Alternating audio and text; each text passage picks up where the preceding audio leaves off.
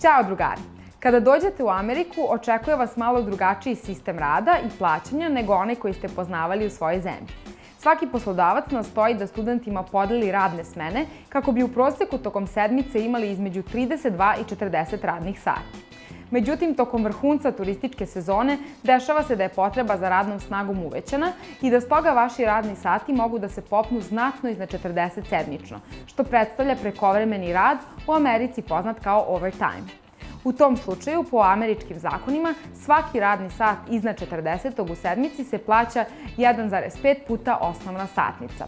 To u prevodu znači, ako ste te nedelje radili 50 sati, a vaša osnovna satnica je $10, tih 10 dodatnih sati bit ćete plaćeni $15 po satu.